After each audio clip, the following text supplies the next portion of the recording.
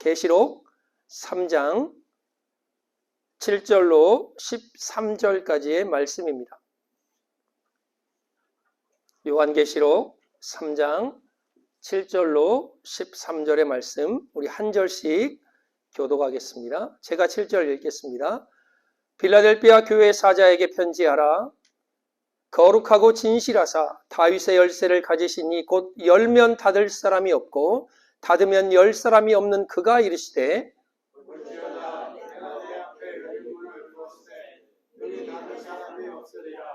내가 내 행위를 아노니 내가 작은 눈을 가지고서도 내 말을 지키며 내 이름을 배반하지 아니하였도다. 보라, 사탄의 회당 곧 자칭 유대인이라 하나 그렇지 아니하고 거짓말하는 자들 중에서 몇을 내게 주어 그들로 와서 내 발 앞에 절하게 하고 내가 너를 사랑하는 줄을 알게 하리라.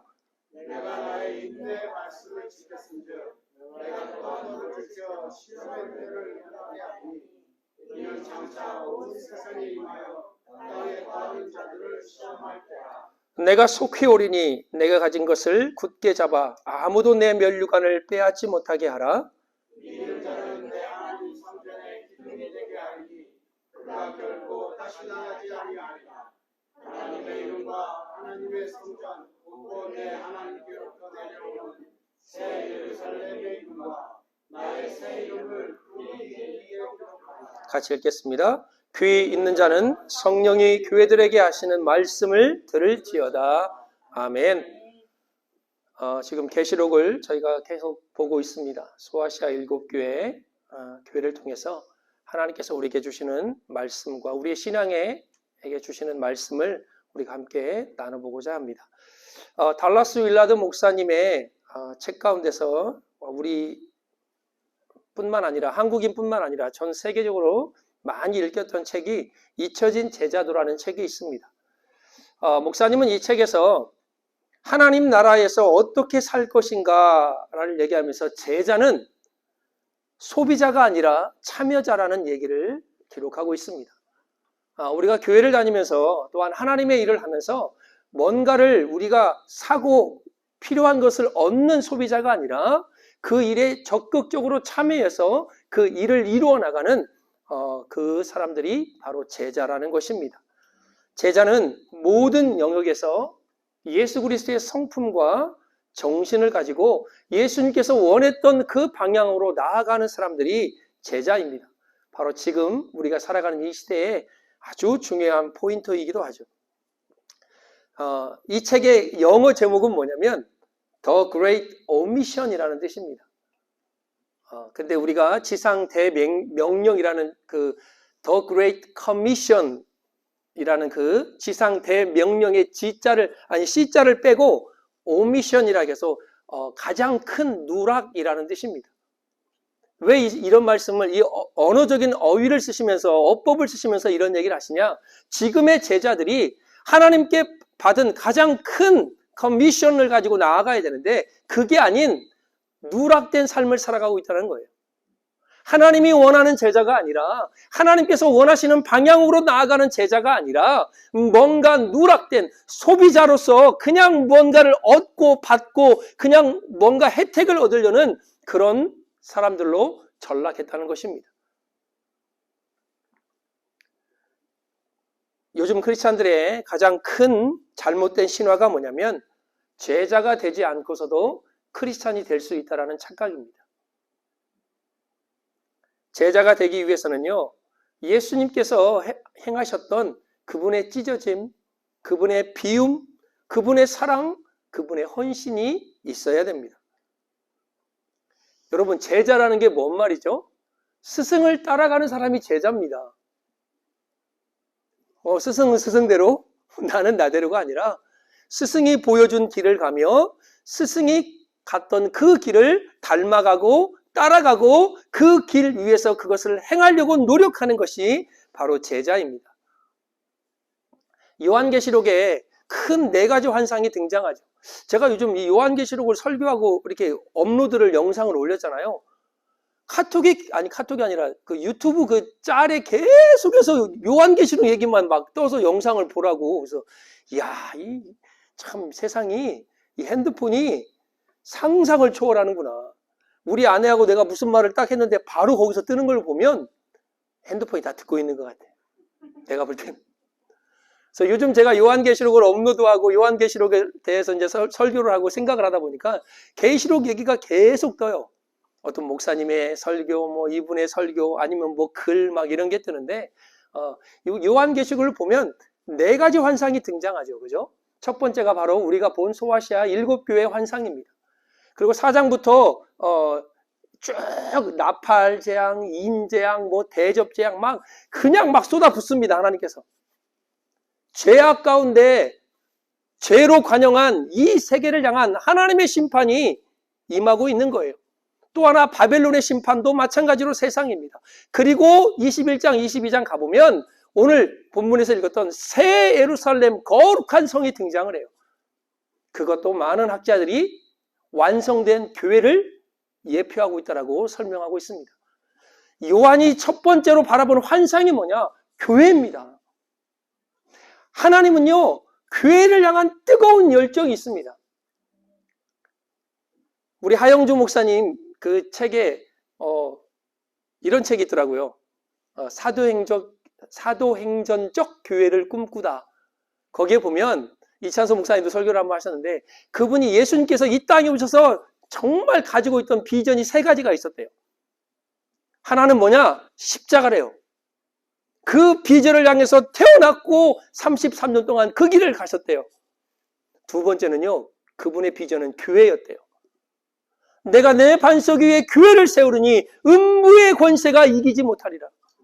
세 번째로는요, 성령님이래요.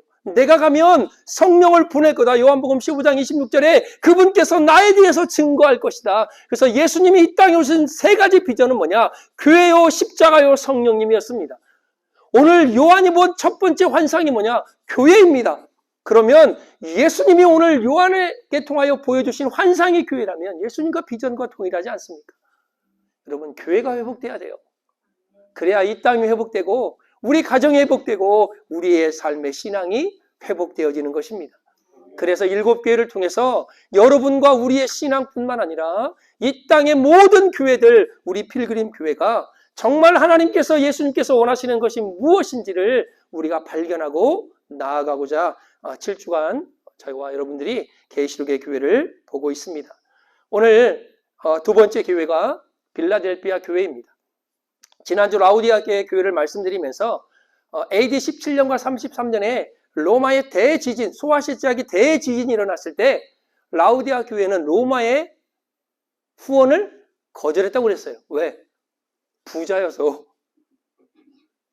그 지역의 라우디아 교회는요, 부자였습니다. 그래서 나 돈 안 받아도 되네. 그런데 이 빌라델피아 지역은요, 가난했어요. 그래서 로마의 후원을 받습니다. 로마의 황제 티베리우스가 그 지역을, 그 도시를 후원을 해서 그 도시를 재건시킵니다. 그래서 사람들이요, 너무너무 감사해서 그 지역에 티베리우스 황제의 신전을 세웁니다. 그 이후에 그 지역은 로마의 절대적인 영향권 아래로 들어가게 됩니다. 그런 우상이 관연한 곳에 이 크리스찬들은 참 힘이 없는 사람들이었습니다. 오늘 본문에 보면 작은 능력이라는 말로 표현하고 있죠. 이 작은은 마이크론이라는 뜻으로 눈에 보이지 않는 것, 아주 작은. 근데 우리는 이제 이 작은 것을 가지고 무엇을 했다라고 말을 하지만 그 이전에 그 말도 맞지만 이 작은이 무엇인 것을 의미하는지를 알아야 됩니다. 그 지역의 크리스찬들, 다시 말해서 빌라델피아 교회가 무능력하고 궁색하고 아주 난처했고 가난했다는 문해적인 기법으로 작은이라는 단어를 썼습니다. 그런데요, 그 작은 능력을 가지고 정말 부족한 그 모습을 가지고 오늘 예수님께서 그 교회를 칭찬하십니다. 그 작은 행동, 우리 주님께서 직접 보시고 내가 너의 행위를 안다라고 말씀합니다. 여러분, 우리가요, 말과 언어 그리고 행동 하나를 조심해야 될 이유가 뭐냐면 우리 주님이 그 모든 것을 다 보고 있기 때문입니다. 에이, 내가 이 사람하고만 한 걸 이 사람하고 나하고만 알겠지. 천만의 말씀. 주님이 다 보고 계시는 거예요. 우리가 너무나 잘 아는 코람데오 그러잖아요. 하나님 앞에서. 그런데요, 뭔가를 할 때는 하나님이 전혀 없어. 하나님 뒤에. 내가 먼저. 내가 하는 언어, 말, 행동, 그 모든 것들이 주님이 보시고 내가 내 행위를 안다라고 말씀하신 것을 들으면 우리가 함부로 살아갈 수 없어요. 함부로 언어를 내뱉을 수 없어요. 우리 주님께서 오늘 이 빌라델비아 교회에게 이런 말씀하십니다. 내가 너의 행위를 안다. 그런데 무슨 행위입니까? 너가 힘은 적지만 내 말을 지켰다라고 말합니다. 금방도 말씀드렸지만 이 지역이 왜 빌라델비아 교회 교인들이 힘이 없었고 무능력했냐, 가난했냐? 바로 경제적인 어려움 때문에 그렇습니다. 우리가 너무 잘 아는 그 당시에 유대인들이 해놓은 그 상인조합이라는 게 있었어요. 근데 그거는 우상하고 관련돼서 결탁이 되어 있었기 때문에 내가 우상 숭배를 하기 싫어, 내가 우상을 섬기지 않아. 자, 눈을 크게 뜨세요. 그러면 그 상인조합에 들어갈 수가 없어요. 그럼 어떻게 돼요? 상업활동을 못하니 당연히 가난해질 수밖에 없습니다. 근데 크리스찬들이요, 그 우상 숭배를 하고 관련되어 있는 그 상인조합에 들어가지 않으니 당연히 사고 팔 수 없는 고난이 없는 거예요. 가난해질 수밖에 없었습니다. 또 하나, 유대인들의 핍박이었습니다. 오늘 아까 본문에도 우리가 잠깐 보았듯이 사탄의 회당이라고 하는 이 유대인들, 혼합주의 양상을 껴서요, 황제 숭배를 그냥 시민의 의례라고 생각했습니다. 여러분, 우리가 많이 이게 좀 어디선가 많이 본 것 같지 않아요? 바로 일제시대 때 우리가 신사 참배할 때 그랬던 것입니다. 신사에게 참배하는 것은 국민 의례일 뿐이다. 신앙하고는 아무 관련이 없다라고 말을 했습니다. 여기도 마찬가지예요.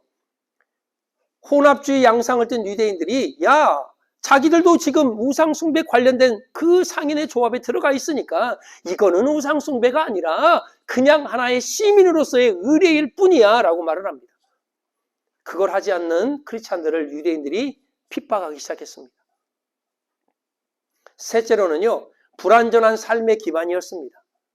이 지역에요, 지진이 너무 많이 일어나니까 그 잦은 지진 때문에 진동이 벌써 막 여진이 오기 시작하면 사람들이 그 지역을 떠납니다. 그리고 지진이 휩쓸고 지나가고 지진이 잠잠해지면 다시 그 지역으로 돌아옵니다.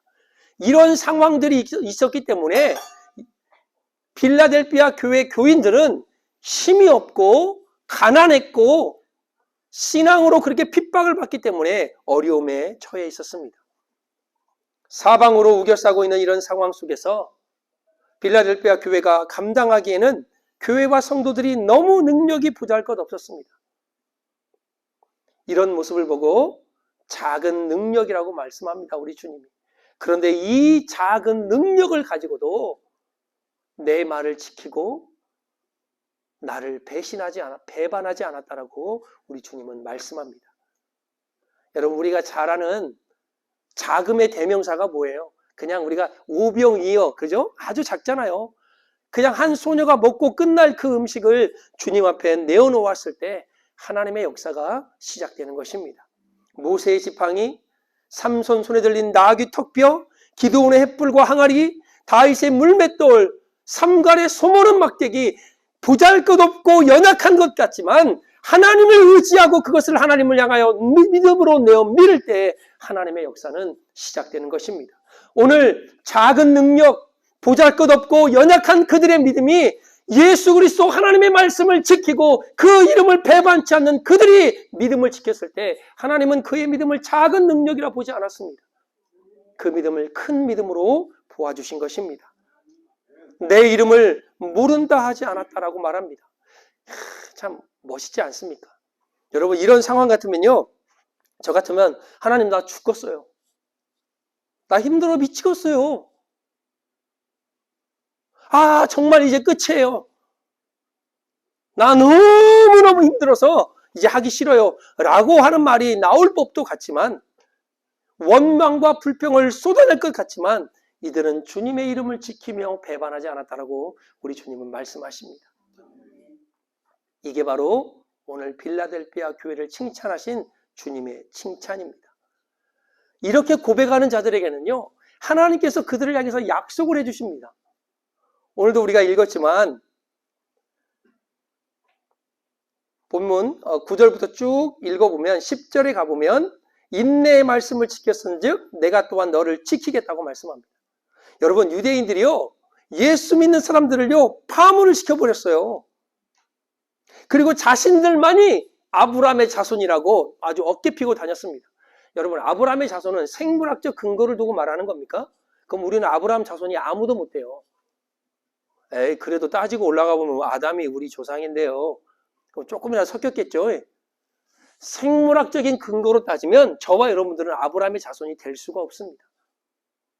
아브라함의 자손은요, 하나님의 백성은 생물학적 근거로 되는 것이 아니라 믿음으로 영적으로 되는 것입니다.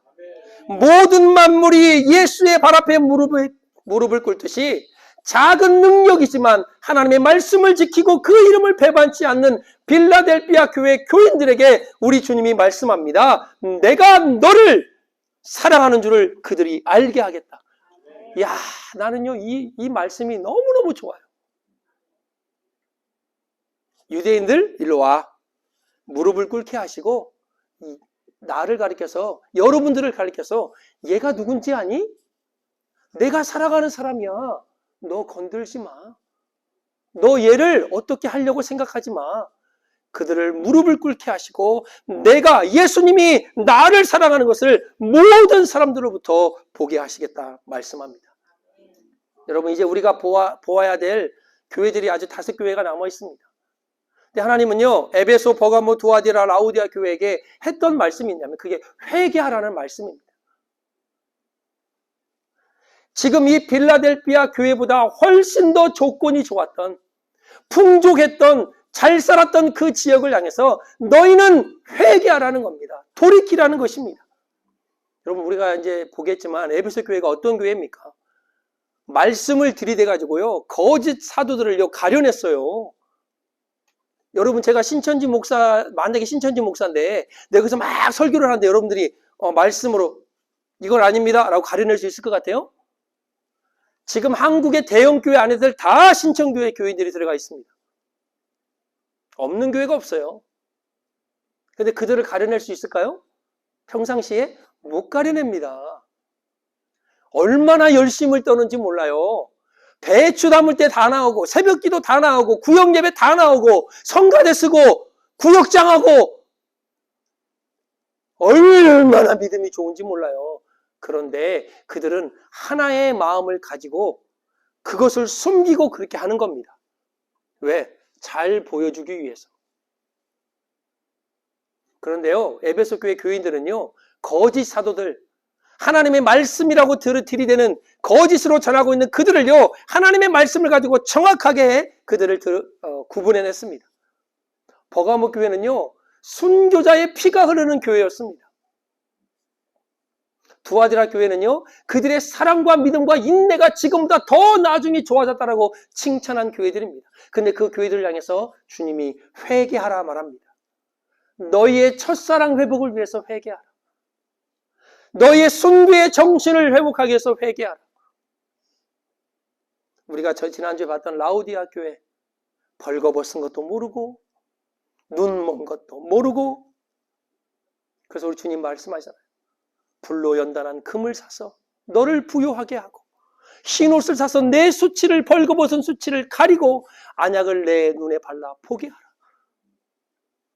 여러분, 교회가 크다고, 교회가 유명하다고, 역사적으로 인지도가 있는 교회라고 해서요 오래가는 게 아닙니다.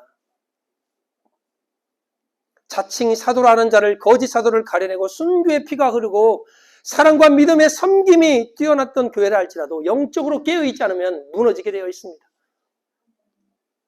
제가 지금 이제 이사야서를 쓰고 있는데 얼마 전 그저께 아가서를 끝냈어요. 아가서 보면요, 정말 이거 19금이라고 할 정도로 막 이렇게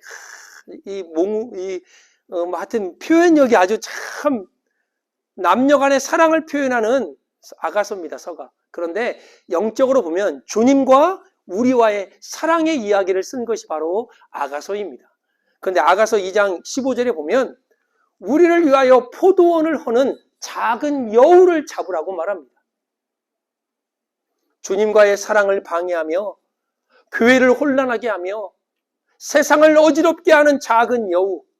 여러분, 성경은요, 하나님의 백성들을 향하여 포도라고 비유했습니다. 포도나무, 포도원으로 비유했습니다. 그렇다면 하나님과 나와의 사랑의 관계를 무너뜨리는 작은 여우가 무엇인지를 우리는 빨리 발견을 해야 됩니다.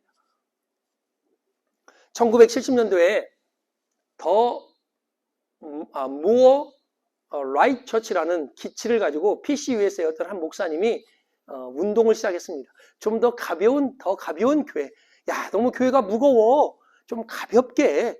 근데 그 운동이요, 1980년대에 들어와서 뭐로 바뀌었냐면 more light Presbyterian, 좀 더 가벼운 장로교인들.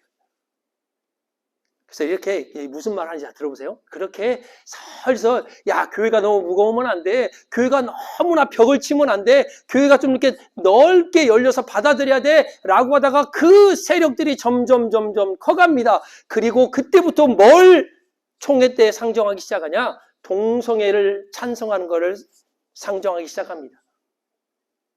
반대가 되고 반대가 되다가 2011년도에 드디어 동성애가 106표로 찬성 102에 반대 60으로 통과가 됩니다. 여러분, 서서히 와요. 서서히. 교회를 무너뜨리고 나의 신앙을 무너뜨리는 것이요, 갑작스럽게 막 확 들어닥치는 게 아니라 아주 서서히, 이것도 괜찮겠지, 이 정도면 괜찮겠지, 이만하면 되겠지, 이것쯤이야 뭐 괜찮겠지 하다가 어느 날 뒤돌아보면 무너진 나를 발견하게 되는 거예요. 그리고 2011년도에 무너진 그 교단이 2015년도에 게이와 레즈비언을 목회자로 세웁니다. 이게 하루아침에 되는 게 아니라 수십 년을 걸쳐서 한 교단을 무너뜨리는 것을 볼 수 있습니다. 우리 교단은 동성애를 인정 안 한다? 조심해야 돼요. 순간순간에 무너집니다. UMC와 GMC가 갈라지는 것도 이제 점점 세상이 그렇게 바뀌어가고 있습니다. 깨어있지 않으면 우리의 신앙과 교회는 무너지게 되어 있습니다. 포도원을 허는 작은 여우를 잡아내지 않으면 그것이 무엇인지는 모르겠습니다. 여러분의 신앙을 무너뜨리고 우리 교회를 무너뜨리는, 이 세상의 교회를 무너뜨리는 작은 여우가 무엇인지는 모르겠지만 그것들을 잡아내야 돼요. 하나님, 이거 같습니다. 나의 신앙을 무너뜨리는 것이 이거 같습니다. 그러면 그것을요, 끊어내야 됩니다. 깨어있지 않으면 첫 번째 환상을 보았던 요한처럼 7교회 교회에 지금 가보세요. 뭐만 남아있는지. 돌무더기 3시간 차 타고 가고 여기가 에베소 교회입니다. 아, 여기였군요. 5시간, 6시간 차 타고 갑니다. 아, 여기가 라우디아 교회였습니다. 라우디아 교회 가자마자 빠뭇갈래 갔어요. 온천에 발 담그는 교회는요, 흔적도 없이 사라져버렸습니다. 영국의 교회들, 미국의 교회들 깨어있지 않으면 무너지게 되어 있습니다. 라우디아 교회를 향해서 우리 주님 말씀했듯이 차든지 뜨겁든지 미지근하여 내 입에서 너를 내치지 않도록 우리가 깨어 근신하는 저와 여러분 되기를 주의 이름으로 축복합니다. 우리 주님 말씀합니다. 내 가진 것을 굳게 붙잡아라. 빼앗기지 말라. 너의 멸류관을 빼앗기지 말라. 저는 가끔 이런 설교를 해요. 여러분, 욕심은요, 부리면 참 추합니다. 물질의 욕심, 음식의 욕심, 무슨 욕심이라는 단어는요, 사람을 추하게 만들어요. 그러나 사람을 추하게 하지 않는 욕심이 있습니다. 그게 뭐냐? 영적인 욕심입니다. 하나님께 드리는 것, 하나님께 헌신하는 것, 교회를 위해서 내가 뭔가 할 수 있는 것, 그거는 욕심을 내야 돼요. 욕심을. 제가 청년 때요, 제가 군대 갔다 와서 예수 믿었습니다. 참 방황 많이 했어요. 근데 교회를 가니까 청년 초기 때인데 어떤 권사님이 강대상을 닦아요. 저는 예배를 새벽 예배부터 다녔어요. 왜? 새벽 늦게까지 놀고 들어오면 우리 형님이 새벽 예배 운행하는 운행하려고 차를 타고 나가요. 나는 집에 들어오고 우리 형님은 나가고. 그렇게 제가 돌아다녔어요. 그런데 그 어느 날 그 새벽 운행을 나가는 형님과 집에 들어오는 내가 마주치는 그 순간 제가 제 입에서 뭐가 툭 튀어나왔어요. 나 교회 좀 데려가나? 개미 목소리처럼. 나 교회 좀 데려가나? 들리지도 않아. 우리 형이 못 듣고 가면 그냥 그냥 가는가 보다. 그냥 이렇게. 나 교회 좀 데려가나? 우리 형님이요. 그 얘기를 또 들었어요. 어떻게. 귀도 밝고 귀 있는 자는 들을지어다. 교회 가자고? 타! 전 새벽 예배부터 교회를 다니기 시작했습니다. 그리고 새벽 예배 때마다 졸았습니다. 뭐가 믿음이 있어요. 말씀이 있어요. 밤새고 들어왔는데 얼마나 졸립니까? 그래서 앉아가지고 제 코 고는 소리에 깨고요. 그런데 그 모습들을 교인들이 다 사랑해줬어요. 뭐라 하지 않았어요. 면류관을 빼앗기지 마라. 너의 상급을 빼앗기지 말라는 거예요. 그런 욕심은 좀 내야 돼요. 그런 욕심은 세상 욕심 내지 마시고 새벽 1시간 예배 1시간 전에 나와서 강대상을 닦던 그 권사님 제가 은혜 받아서요 그 모습이 너무 보기 좋아가지고요 제가 또 일찍 와가지고 강대상을 닦는데 그 권사님이 막 부르릉을 떨어뜨려. 이야 안 돼! 왜요? 그건 내 것이야. 그건 내가 할 일이지 너가 할 일이 아니야. 그건 내가부터 원래 했던 거야. 아니 권사님 저도 하고 싶은데요. 근데 지금 제가 그 당시에 이해를 못했어요. 왔다 권사님 되게 뭐라 하시네. 나도 좀 은혜 받으려고 했더니 그분의 욕심이에요. 오케이. 그래서 나는 다른 강대상을 닦기 시작했어요. 매일 밤마다 교회에서 잤어요. 청년 때니까 뭐 어디 내가 결혼을 했습니까? 어디 갑니까? 권사님들하고 같이 자면서 보안관 역할을 했어요. 우리 보안관 왔네. 그게 좋았어요. 하나님 앞에 가장 먼저 일어나서 예배 드린다는 그 욕심. 강대상을 내가 닦는다는 욕심. 그 교회 뒤에 은행나무가 큰 게 하나 있었는데 목사님도 못다 내가 맨날 그 똥냄새 나는 그 은행을 다 장갑 끼고 주물러서 다 따서 목사님 드렸어요. 그 열심, 그 욕심. 왜? 내가 뭔가를 할 수 있다는 욕심. 여러분 교회에서는 그런 욕심을 내야 돼요. 신앙에서는 그런 욕심을 내야 돼요. 내 가진 것을 빼앗기지 말라. 내 면류관을 빼앗기지 말라. 장자권 하나에 아니 붉은 죽 하나에 장자권을 팔아넘긴 에서처럼 우리의 신앙이 그런 신앙이 되면 안 됩니다.